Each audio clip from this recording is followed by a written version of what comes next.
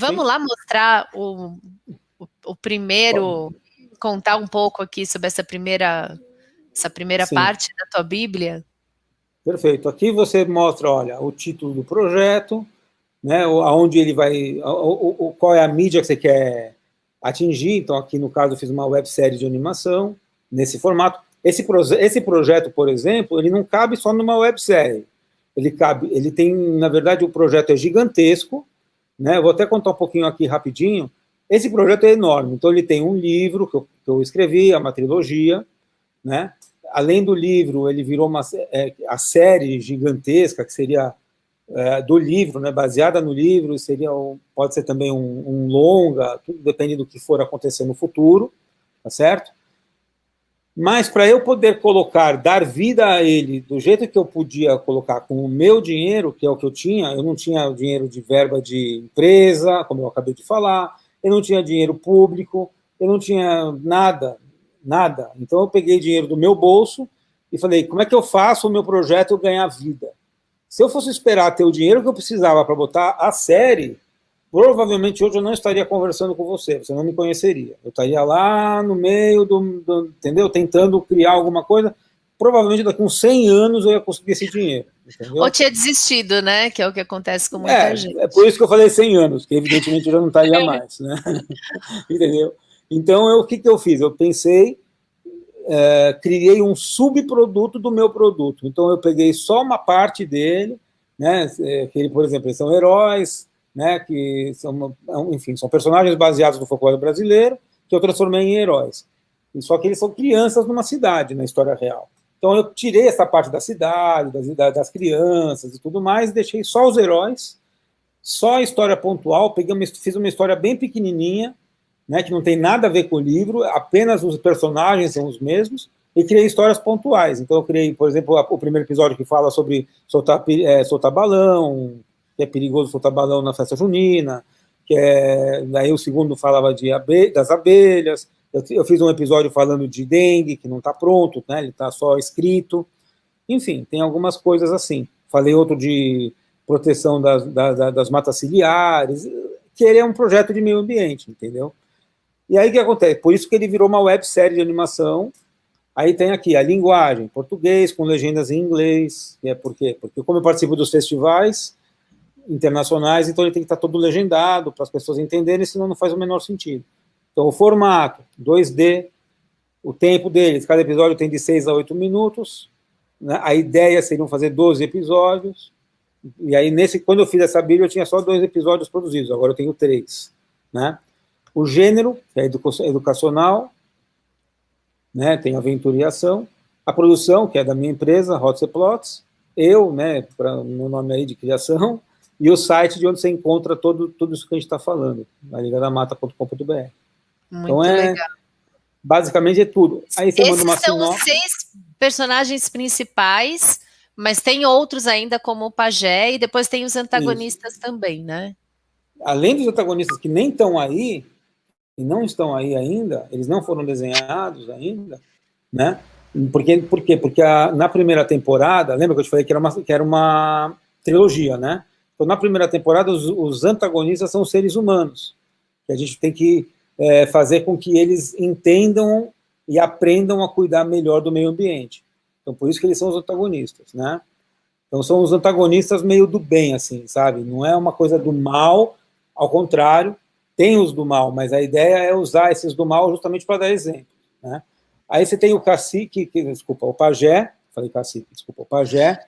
O pajé, ele é o guia espiritual, ele que dá as missões, explicações, afinal de contas ele é um ancião, aquela coisa toda, e ele também é o cara que dá o poder, né, para as crianças da cidade se transformarem em heróis, né? Então aqui você tem uma sinopse, né, do que é a história, para a pessoa entender do que se trata, é uma pequena história, né? Pode passar para o próximo. Aí uma história, a história diferente da sinopse, tá certo?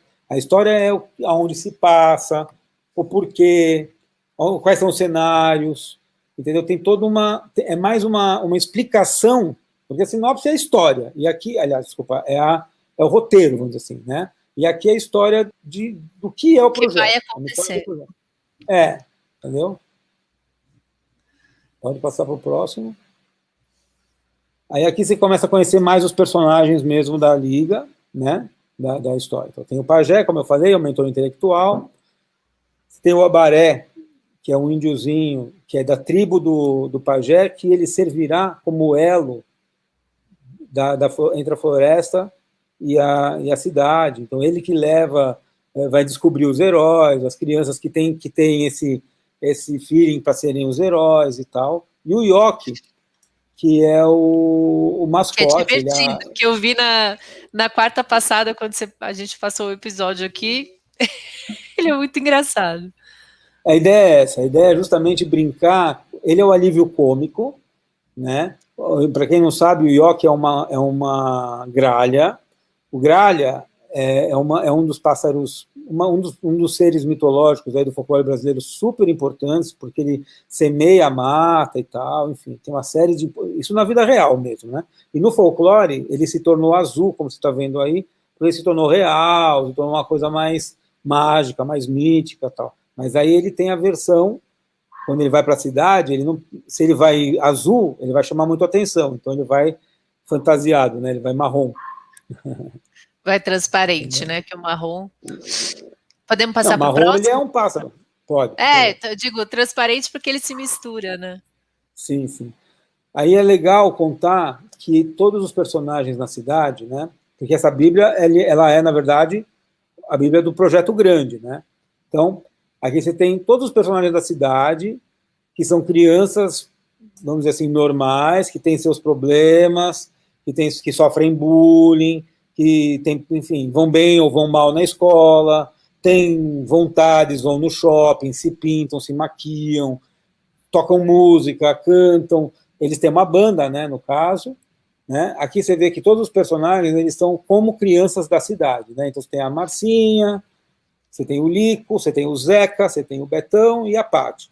Cada um deles aqui já está representado com um desenho que vai levar ele para o próximo desenho, vocês vão entender quem eles são, né? Se vocês já conseguem mais ou menos perceber, e lá no outro desenho vocês vão entender quem eles são efetivamente quando viram heróis. Posso mudar? Por favor. Tcharam! Ainda tem desculpa, tem mais um depois. Esse aqui é o Dito, que foi justamente, a ideia foi linkar a causa rural com o projeto, porque ele é um menino que, o Dito é um garoto um pouco mais velho, você vê que ele é maior do que os outros, tá certo? E ele vai para a escola, então ele sofreu, né, na infância, porque ele era dos assentamentos, né, dos sem terra, então ele não teve tantas oportunidades, tal, e ele vai para a cidade, né, e vai para a escola justamente para trazer uma nova tecnologia, linkar com o agronegócio, linkar ele com um crescimento, justamente, entendeu? Junto com Legal, uma outra visão, né? Não só a visão mais da comunidade rural mesmo, né? Sim, exato, para estar todo mundo integrado, né? Ele vai trazer causas sociais super importantes, que a gente acaba, ele vai desmistificar tudo isso. Então é importante para que as pessoas da cidade comecem a perceber a importância do homem rural. A ideia é mais ou menos integrar todo mundo, entendeu? E aqui você tem o Abaré, né? Já com roupa de menino da cidade, né? Indo para a escola. Né, o índio, lembra, no desenho anterior, Sim. Ele estava de roupa de índio, né, e aqui ele está já integrado, com uma roupa disso na escola, já indo já convivendo na cidade. E aqui, como eu falei, o Gralha está em marrom, Marronzinho. né? Agora sim vai ter os heróis. Os heróis. Aqui eles se transformaram, então você tem a Fulozinha, que era a Marcinha, né, Fulozinha, então, lembra que eu falei? Lá na cidade, ela é uma menina que ela tem ela é adotada, mas ela não se vitimiza por isso, ao contrário, ela quer saber da sua história, mas isso não é uma causa problemática para ela. Não, ao contrário, ela é grata por ter sido muito bem tratada, a família dela não é não é ruim, ao contrário, é muito legal, ela tem amor pela mãe biológica, pelos pais biológicos, então e ela sabe de tudo isso, então isso é muito bacana. Então ela tem aí uma história de superação, né, que ela vai trabalhar, e quando ela vira heroína, de um lado, isso atrapalha ela um pouco, porque essa superação se confunde um pouco com a história de ser uma heroína, então é um conflito, isso é muito bacana, é um conflito emocional dela com ela mesma. Então tem uma história bacana em cima disso. Curupira, lá na cidade, ele é o cara que é o reizinho, assim, né? O bonitão, o galã, tá sempre metido com as meninas. E aqui na cidade, quando ele vira herói, ele perde um pouco disso, porque o Saci que é o líder. Então ele tem que lutar com esse conflito de ser líder na cidade e não ser o líder na mata. Na mata. Deixa eu te fazer uma pergunta, assim, de por que a gente estava olhando lá os personagens na cidade e eu estava achando que o menino que é o Curupira seria o Boto. Qual que é a diferença dos meninos Curupira e Boto quando eles são meninos, assim? Em que você se espelhou? O Boto, na verdade, ele é um menino muito mais... Vamos lá, então. O Boto, na cidade, ele chama Betão, né? O Betão, ele é um menino muito mais introvertido, ele é um garoto... Ele é gordinho, né? Embora o desenho aqui não esteja, né? Ele é gordinho, ele sofre um pouco mais, tanto é que ele toca baixo, que é uma coisa mais reservada, né? Já o Lico, que é o Curupira, ele é guitarrista, né?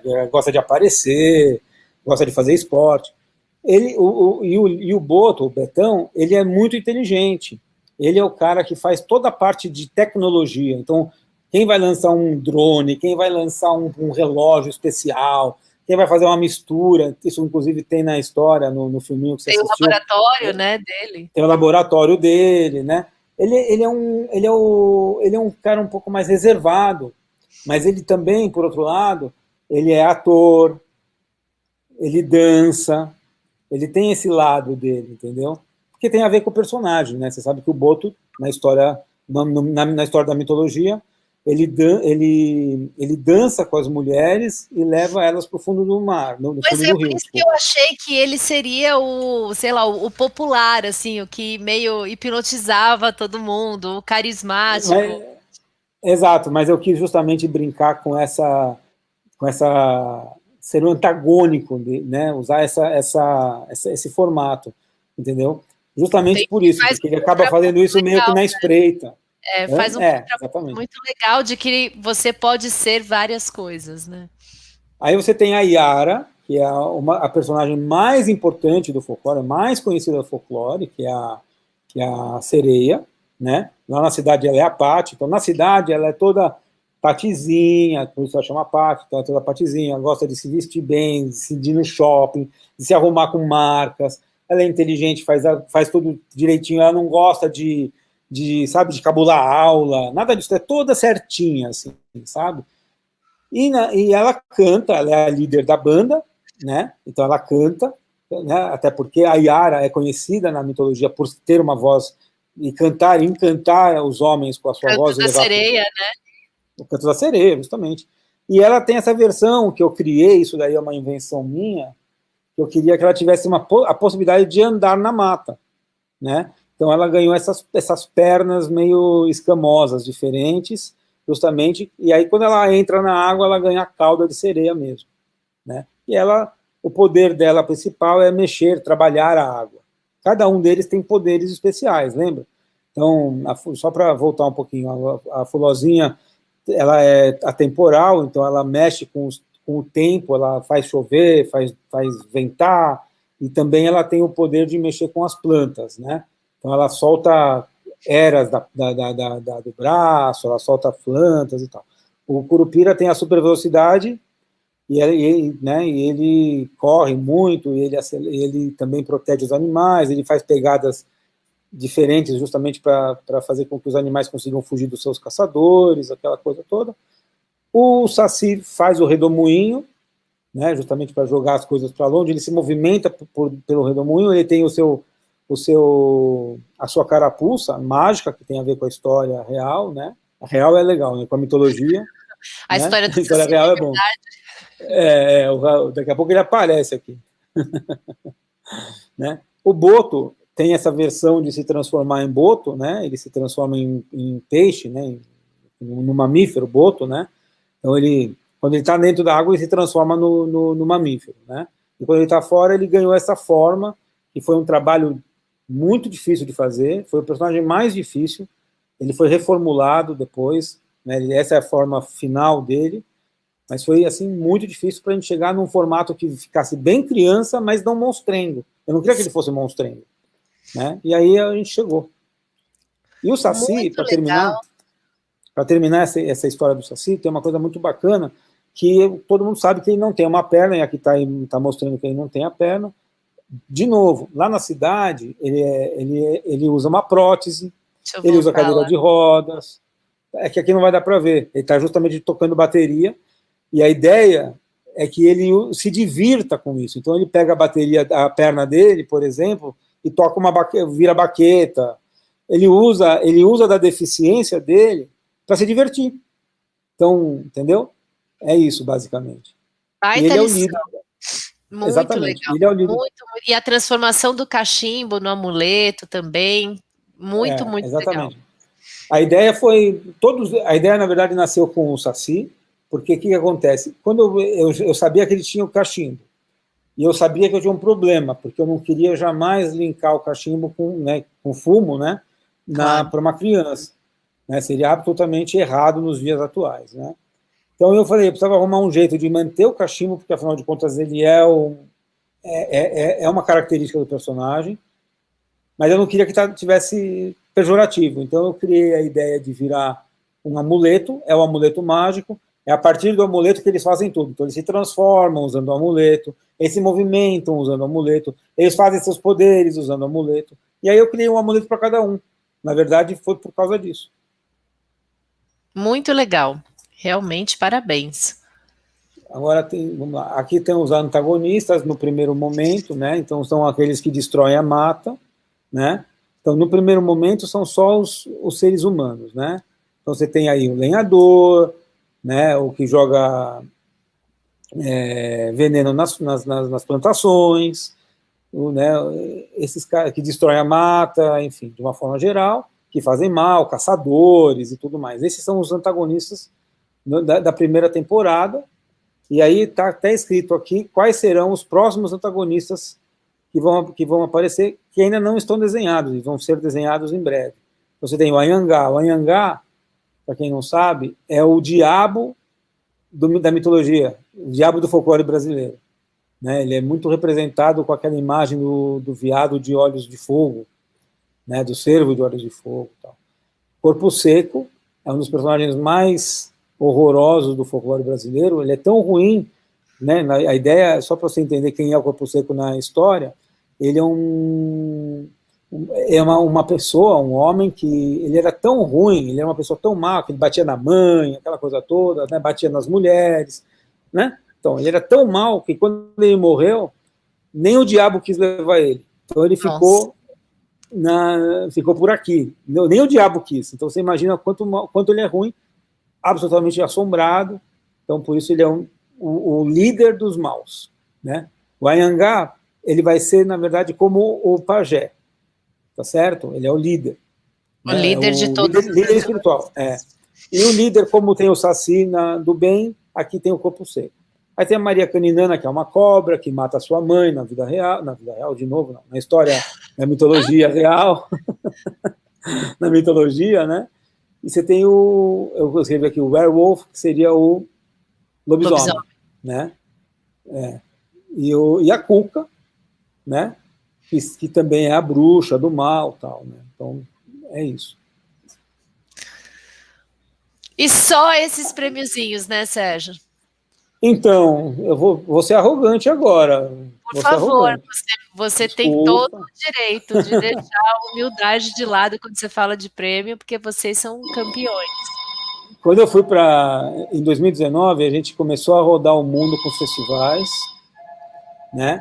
E aí a gente participou de 50 festivais mundiais, né? De 2019 e 2020.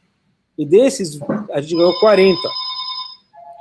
Nesses festivais, a gente ganhou 40. Então, aqui tem os primeiros... É coisa pra caramba, né? Esses são os primeiros festivais que eu só tinha até 2019, né? Quando eu fiz essa Bíblia. Em 2020, eu não atualizei, e agora em 2021 vai sair a nova. Aí vai sair a tela... Aí vai ter 5 telas de prêmio.